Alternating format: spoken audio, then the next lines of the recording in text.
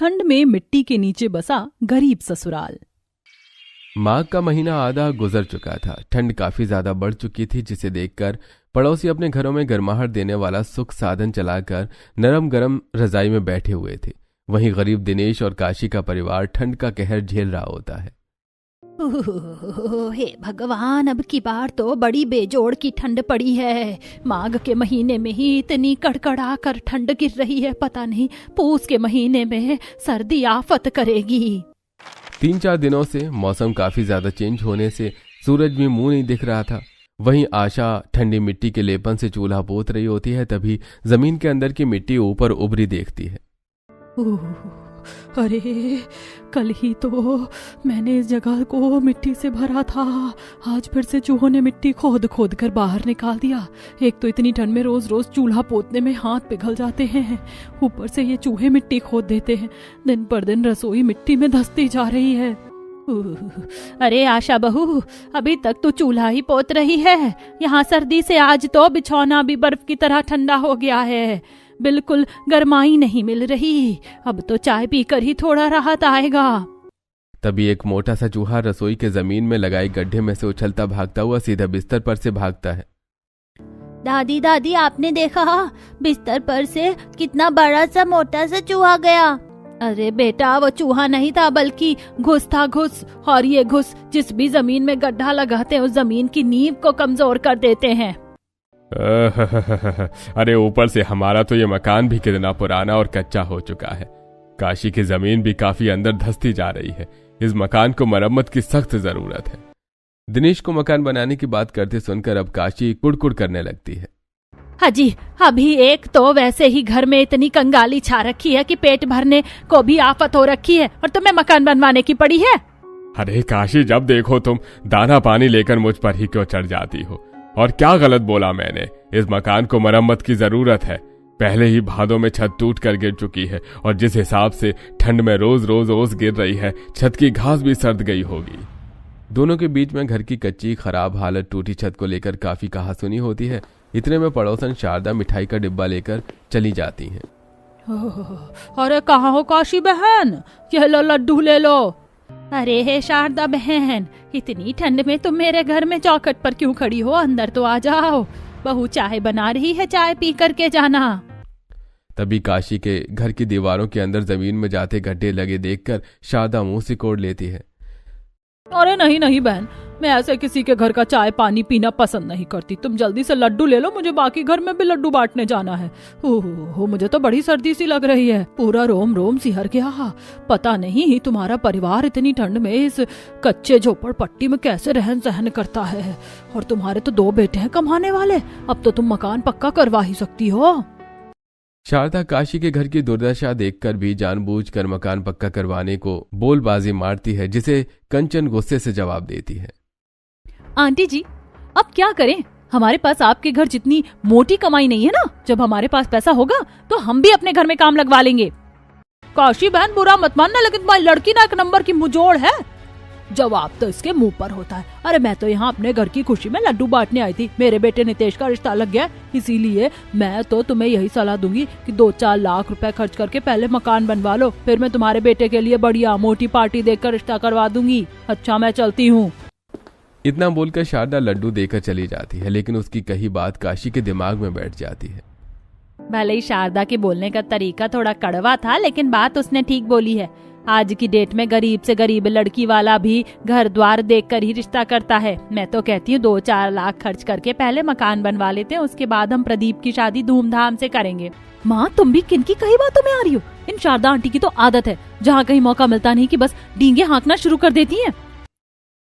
और माँ जी, अब समय भी बदल चुका है। देवर जी का ऐसे कहीं रिश्ता करने से पहले हमें एक बार उनसे उनकी मर्जी भी पूछ लेनी चाहिए। क्या पता उनके जीवन में पहले से ही कोई लड़की हो।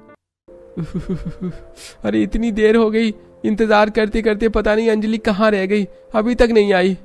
क्यों नहीं आई? ठंड में रोड पर खड़ा प्रदीप अपनी गर्लफ्रेंड अंजलि का वेट कर रहा होता है। सर्दी की वजह से पूरे सड़क पर सन्नाटा छाया हुआ था। तभी कोहरे में एक महंगी सी गाड़ी आते हुए दिखती है। गाड़ी का शीशा नीचे करते हुए अंजलि कहती है, प्रदीप, जल्दी से गाड़ी में आकर बैठ जाओ।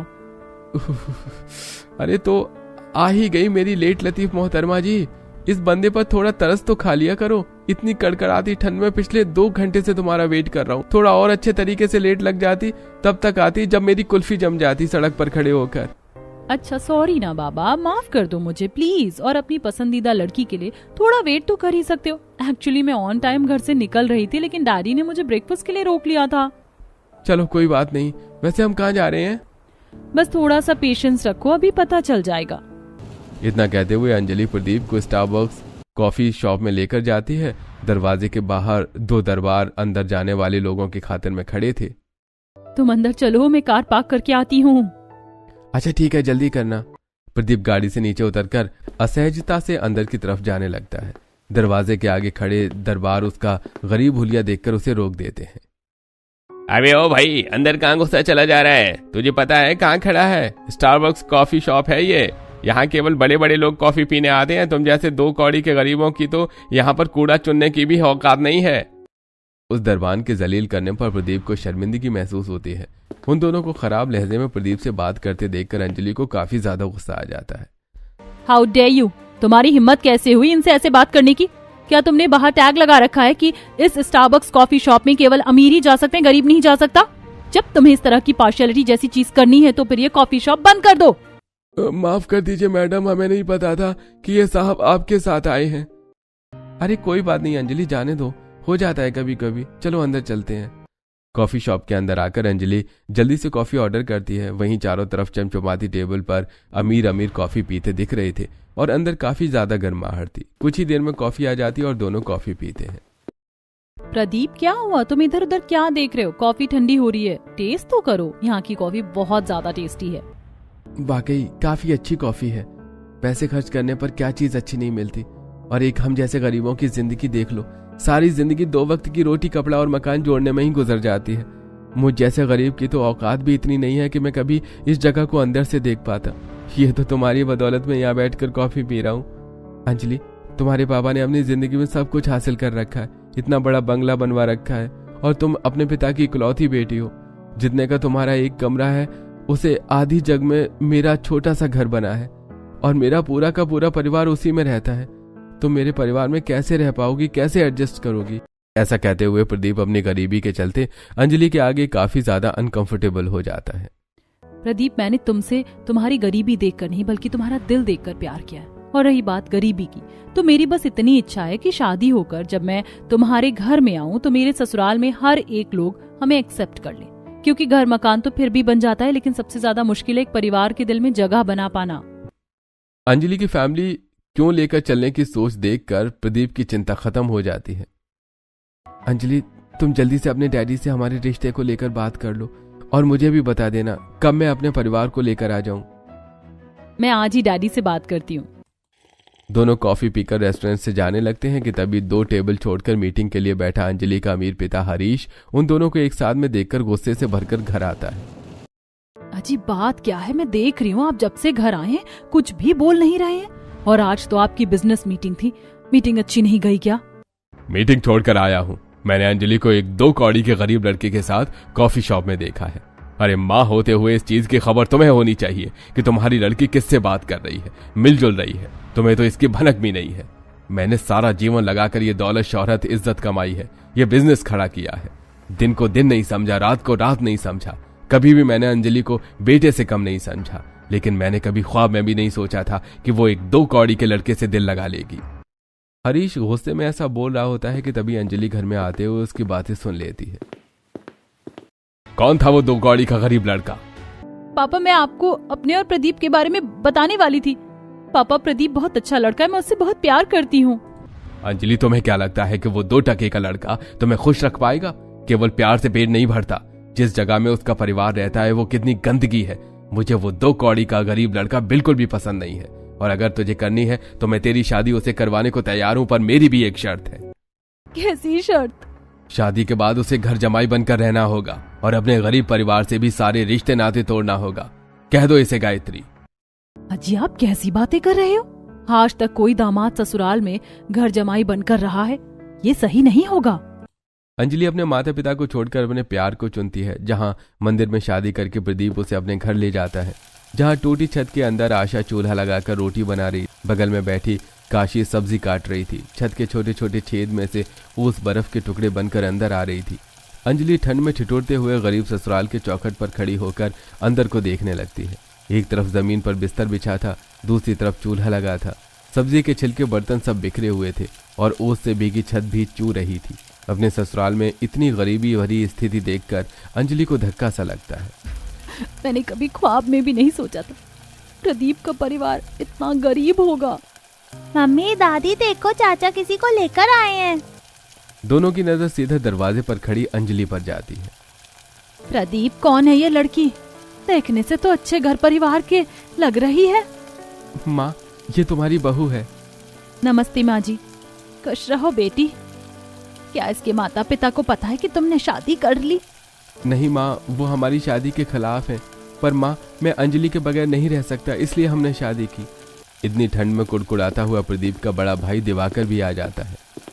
ये तूने क्या किया प्रदीप? तुझे पता भी है इस लड़की से शादी करके तूने हमारे पूरे परिवार पर परेशानी मोल ले ली है। शहर के जाने माने बिजनेसमैन हरीश सक्सेना की बेटी है ये। दिवाकर की बात सुनकर पूरा गरीब ससुराल अब सहमा हुआ काफी ज्यादा खौफ में दिख रहा था। भैया, माँ जी, आप लोग चिंता मत कीजिए। पापा मुझसे बहुत प्यार करते हैं। वो मुझसे ज्यादा देर तक खफा नहीं रह सकते। वो हमारी शादी के लिए भी मान जाएंगे। अंजलि की बात सुनकर सभी गहरी सांस भरते हैं। काशी अंजलि का गृह प्रवेश करती है और जैसे तैसे ठंड में अंजलि टूटे छत वाली कमजोर घर में रात काटती है। अगले दिन वो सुबह सबसे ठंड में उठकर मिट्टी से आंगन पोत रही होती है। तभी आशा आती है। देवरानी जी, आप रहने दीजिए। आपको आंगन की लिपाई करने को किसने कहा था? मैं हूं ना। पर दीदी, अब मैं भी इस घर की बहू हूँ और बहू होते हुए इस घर को संवार कर सहेज कर रखना मेरा धर्म है। आशा भाभी, चलिए जल्दी से चलकर लकड़ी चुनकर लेकर आते हैं। कंचन, आशा दीदी, आप दोनों कहाँ से लकड़ी लेकर आएंगे? मैं भी आपके साथ चलती हूँ। भाभी, हम जंगल से लकड़ी बीन कर लाते हैं, तब जाकर खाना बनता है। चलिए दीदी, मैं भी आप दोनों के साथ जंगल चलती हूँ।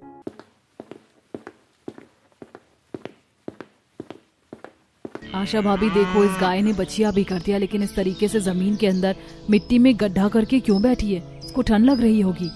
कंचन, हमारे मुकाबले जीव जंतु की खाल मौसम के हिसाब से ढल जाती है। ठंड के मौसम में जानवरों को जमीन के अंदर मिट्टी में गर्माहट मिलती है, इसीलिए वो जमीन में गड्ढा करके रहते हैं। अंजलि बड़े प्यार से उस गाय के बछिया को देखती है जिसे गाय जीभ से चाटकर प्यार जता रही थी। थोड़ा और आगे चलकर आने पर अंजलि को एक बसवारी दिखती है, जहां उसे जमीन में जाते हुए मिट्टी के अंदर एक गहरा मांदा दिखाई देता है। जेठानी जी, ये जमीन के अंदर इतना बड़ा गड्ढा किसने कर रखा है? ऐसे तो इस जंगल के जीव जंतु इसके अंदर जाकर फंस जाएंगे। हमें इस गड्ढे को भर देना चाहिए। अंजलि ऐसा कहते हुए मांद की तरफ बढ़ने लगती है। तभी उसमें से तेंदुए का दूध पियाऊ बच्चा चलकर बाहर निकलते दिखता है। तेंदुए का बच्चा देखकर कंचन, आशा खौफ से भर जाती हैं। आशा भाभी, इस बसवारी के अंदर तो तेंदुए ने मांद लगा रखा है, कहीं इसकी माँ बाहर ना निकल जाए। चलिए यहाँ से चलते हैं। हाँ चलो, हम जंगल के दूसरे हिस्से से लकड़ी बीन लेंगे। देवरानी जी चलिए। तीनों डरते डरते पैर दबाकर जमीन के मिट्टी के अंदर जाते मांद से आगे आ जाती हैं, जहाँ ठंड में ठिठुर कर ओस से भीगी लकड़ी को बीन कर उसकी गठरी लेकर घर आ जाती हैं, जहाँ अंजलि सभी को पूरे दिलों से मन से पहली रसोई में पूरी सब्जी बनाकर सबको खिलाती है। बहुत ही खस्ता पूरी सब्जी बनाई है तुमने। अरे ठंड के मौसम में यह पूरी पकवान खाकर तो मन खुश हो जाता है। पापा जी, और पूरी लीजिए ना। अरे नहीं बहू, सारी पूरी अपने ससुर की थाली में ही दे दोगी तो तुम खुद क्या खाओगी? ये लो, खा लो। काशी अपने हाथों से कौर बनाकर अंजलि को खिलाती है, जिससे उसकी आंखों में खुशी के आंसू आ जाते हैं। तो वहीं दूसरी तरफ गायत्री हरीश के लिए गर्मा गर्म खाना बनाकर लाती है। अजी चलिए, उठकर जल्दी से खाना खा लीजिए। सब चीज आपके मनपसंद की बनाई है। मुझे भूख नहीं है गायत्री, खाना ले जाओ। अजी अब तो गुस्सा थूक दो। हमारी अंजलि अपने ससुराल में बहुत सुखी से रह रही है। मैंने हमारे नौकर शाम को देखने के लिए भेजे थे। भले ही उसके ससुराल वाले गरीब हो, लेकिन हमारी अंजलि वहाँ खुश है। अब उसे माफ कर दीजिए, आखिर वो हमारी बेटी है। अरे वो तो मेरे लिए सदा सदा के लिए उसी दिन मर गई, जिस दिन वो उस 2 टके के लड़के के लिए अपनी बाप की चौखट लांग कर चली गई। मैं उनकी ईंट से ईंट बजा के रख दूंगा। अपनी झूठी शान और इज्जत में चूर होकर हरीश अपनी अमीरी के दम पर दाव पेच लगाकर गरीब ससुराल वालों से उनकी जमीन जब्त कर लेता है। कुछ दिन बाद अरे पापा जी आप यहाँ? नमस्ते माँ, भाभी अंजलि के पिता हैं। अरे समधी जी, आप चौखट पर बाहर क्यों खड़े हैं? भीतर तो आइए। आशा बहू जल्दी से नाश्ते पानी की व्यवस्था करो। तभी ठंड में थरथराते हुए अंजलि घास लेकर आती है। पापा, आप यहाँ पर? मुझे पता था आप ज्यादा दिन मुझसे नाराज नहीं रहेंगे, मुझे माफ कर देंगे। अंजलि मेरी बच्ची, ये ख्याल रखा है तुम लोगों ने मेरी बेटी का? आज तक उसने खुद से एक गिलास पानी भी नहीं पिया और तुम लोगों से इतनी ठंड में घास मंगवा रहे हो। मैं अपनी बेटी को हमेशा के लिए लेने आया हूँ। अरे बस कीजिए, आप अंजलि के पिता हैं इसलिए मैं आपकी इज्जत कर रहा हूँ। आप मेरे ही घर पर खड़े होकर मेरे परिवार का अनादर कर रहे हैं। अरे बरखुरदार, जिस जगह इस वक्त तुम खड़े हो वो जमीन अब मेरी है, क्योंकि मैंने इस जमीन को दुगना पैसा देकर खरीद लिया है। इस ठंड के मौसम में मैंने भी तुम लोगों को दर दर की ठोकर नहीं खिलाई तो देखना। अरे समधी जी, हमें तो लगा था कि आप बेटी के मुंह में सब कुछ भूल कर यहाँ उससे मिलने के लिए आए हैं, लेकिन अब आपकी बेटी हमारे घर की इज्जत है। पूरा गरीब ससुराल अपना थोड़ा बहुत सामान लेकर ठंड के मौसम में चौखट के बाहर निकल जाता है। अंजलि अपने पिता का हाथ छोड़कर उनके साथ चली जाती है। अंजलि रुक जाओ, उनके पास न जमीन बची है और ना ही रहने के लिए छत। इस ठंड के मौसम में इनके साथ जाकर पछताने के सिवा कुछ हासिल नहीं होगा तुम्हें। पापा, अब यही मेरा परिवार है, जहाँ ये जाएंगे वहीं मैं भी जाऊंगी। बेचारे गरीब ससुराल वाले बरसती कड़कड़ाती ठंड के मौसम में मारे मारे फिरते हुए जंगल में आकर बैठ जाते हैं, जहाँ पेड़ों पत्तों पर जमी हुई ओस की बूंदें बरसात की तरह चू रही थी। बर्फ की तरह ठंडी ठंडी हवा चल रही थी जो कि सबकी रूह को सिहार रही थी। अच्छू अच्छू, अम्मी दादी यहाँ बहुत ठंडी ठंडी लग रही है। क्या हम इस जंगल में पिकनिक मनाने आए हैं? बोलो ना हम यहाँ क्यों आए? वापस घर चलो ना। चिंटू, अब वो घर हमारा नहीं है बाबू, हमें इस जंगल में रहना पड़ेगा। पर पिंकी दीदी, इस जंगल में तो कितने सारे जंगली जानवर रहते होंगे, वो तो हम सबको कहाँ जाएंगे? चिंटू की बात सुनकर पूरा गरीब ससुराल ठिठुरते हुए पेड़ के नीचे शरण लिए बैठे हुए धुंध बढ़ते देखते हैं। वैसे इस घने जंगल में इस तरह खुले में रहना वाकई जोखिम भरा है। हम एक बसावट कर लेते हैं, ठंड में भी काफी ज्यादा है, इस तरह हम रात नहीं काट सकते। पर भैया, दिवाकर भैया, इतनी तेज हवा चल रही है, ऐसे में तंबू भी कहाँ टिकेगा? तभी एकदम से मिट्टी में से कुछ मैमल्स के बच्चे बाहर निकलते हैं, जिनके शरीर में उस ठंड को सहन करने की क्षमता होती है। अरे इस जमीन के अंदर से चूहे जैसा क्या भगा है? छछूंदर था क्या? नहीं पापा जी, वो चूहा नहीं बल्कि मेमलस थे। ये आमतौर पर जमीन के ऊपर नहीं बल्कि जमीन के नीचे मिट्टी खोद कर रहते हैं। इनका शरीर मिट्टी में रहने के लिए सक्षम होता है। सर्दी का मौसम शुरू होते ही इन मैमल्स की प्रजाति ठंड से बचाव करने के लिए जमीन में मिट्टी में बसावट कर लेते हैं। अरे वाह चाची, फिर तो ये बड़ा मजेदार है। हम लोग भी इन छोटे छोटे मैमल्स की तरह जमीन के अंदर मिट्टी में घर बनाकर रह सकते हैं। राजू की नादानी में ठंड में बेआसरा ससुराल वालों को कड़कड़ाती ठंड से बचाव करने का आसरा दिखाते हैं। बच्चे सच में भगवान का रूप होते हैं। भगवान ने हमें चिंटू के जरिए ठंड में खुद को सुरक्षित रखने का रास्ता दिखाया है। जब तक किसी ठिकाने का बंदोबस्त नहीं होता, इस मिट्टी के अंदर जमीन में ही बसावट कर लेते हैं। पर माँ, इस जंगल की मिट्टी काफी ज्यादा ठोस है, इसे खोदने के लिए हमें औजार की जरूरत लगेगी। तभी कंचन का जुगाड़ दिमाग चलता है। भैया, औजार बनाने के लिए ठोस पत्थर और लकड़ी की भी तो जरूरत लगती है। हम खुद से औजार बना सकते हैं। अब कंचन और अंजलि सतर्कता से कुछ मजबूत टिकाऊ पेड़ों की लकड़ी काट कर लाती हैं। वहीं प्रदीप दिवाकर कुछ ठोस पत्थरों को पैना करके मिट्टी खोदने के लिए औजार बनाते हैं। तो वहीं जंगल के खतरनाक जीव जंतु से अपना बचाव करने के लिए भाले भी बनाते हैं। पूरा का पूरा परिवार गरीब ससुराल ठंड में कांपता हुआ जमीन को गहराई तक खोदता है। देखते ही देखते रात गहरी हो जाती है और जंगल से सियार, हाथी, तेंदुए के दहाड़ने चंघाड़ने की आवाज आती है, जिससे सबका डर से कलेजा बैठ जाता है। ये जमीन धम धम कांप क्यों रही है? लगता है जानवर हमारी तरफ आ रहे हैं। भाभी, इन जानवरों को हम इंसानों की तुलना में सूंघने की शक्ति काफी तेज होती है। वैसे हमने जमीन में इतनी मिट्टी तो खोद ली है कि आज की रात हम इस जमीन के अंदर बस सकते हैं। अब सभी पैर जमाकर अब जमीन के अंदर होते हुए आते हैं, जहां जंगल के बाहरी हिस्से की तुलना में जमीन के निचले हिस्से में गर्माहट थी और ठंड का नामो निशान भी नहीं था। अरे वाह, इस मिट्टी के अंदर तो कितनी ज्यादा गरम गरम सा लग रहा है, जैसे कि हीटर चल रहा है। सचमुच बाहर तो ठंड कितनी लग रही है, मेरा तो कलेजा जम सा गया था। यहाँ राहत तो है।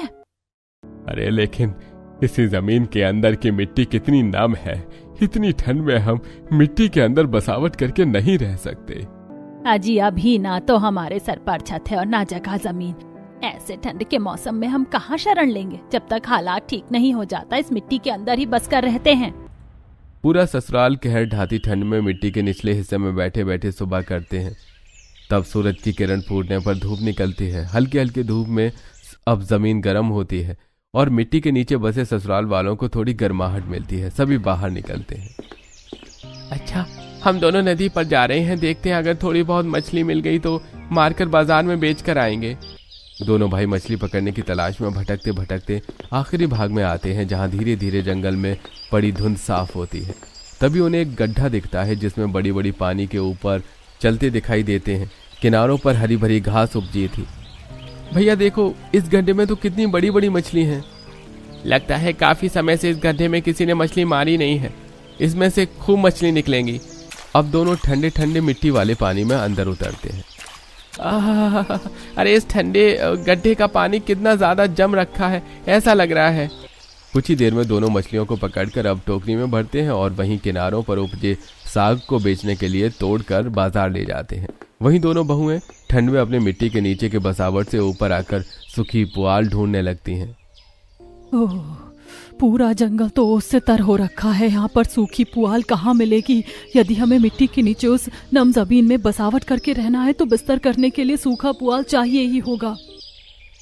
दोनों ठंड में कुड़कुड़ाते हुए जंगल के बाहर एक खेत में पहुंच जाती हैं, जहां कुछ लोग कड़कड़ाती ठंड में गेहूं की फसल की कटाई कर रहे होते हैं, जहां खेतों में सूखी भूसी पड़ी होती है। जेठानी जी देखिए, इस खेत में कितनी सारी सूखी भूसी है। इसे हम अपने मिट्टी के नीचे वाले बसावट को लीप कर सुखा सकते हैं, जिससे गर्माहट हो जाएगी। पर क्या पता वो उनके काम का हुआ, एक बार मांग कर देख लेते हैं। दोनों कांपते थरथराते हुए खेत के मालिक के पास आती हैं।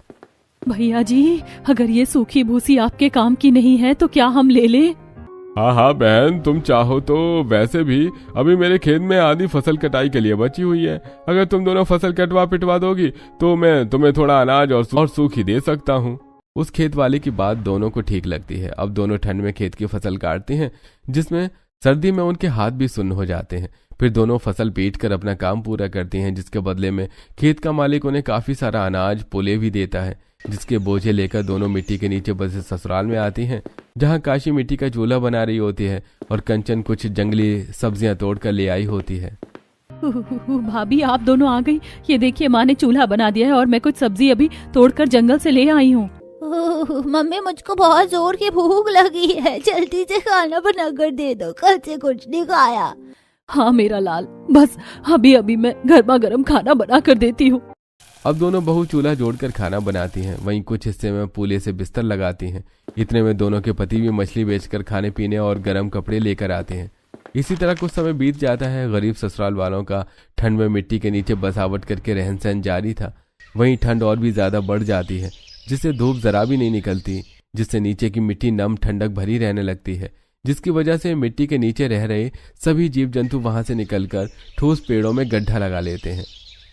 और वहीं काशी और दिनेश से सर्दी सहन नहीं होती, जिसकी वजह से वो बीमार पड़ जाते हैं। तब गायत्री और हरीश अपनी बेटी और उसके ससुराल वालों को ढूंढते हुए जंगल आते हैं। अरे आप सब लोग मुझे माफ कर दीजिए। अपनी झूठी शान और नाक ऊंची रखने के चलते मैंने आप लोगों की जमीन पर, घर पर सब कुछ छीन लिया। एक बार भी ये नहीं, ऐसे ठंड के मौसम में आप सब क्या झेल रहे होंगे। मुझे अपनी गलती का अफसोस है। हरीश के आंसुओं में उसकी करनी का पछतावा दिख रहा था, जिससे गरीब सीधे मन वाले ससुराल वाले उसे माफ कर देते हैं। वहीं अंत में वो उन्हें जमीन लौटाकर पक्का मकान तैयार करवाकर उनकी मदद भी करता है, जिससे गरीब ससुराल वाले ठंड में मिट्टी के नीचे की बसावट को छोड़कर अपने घर में आ जाते हैं।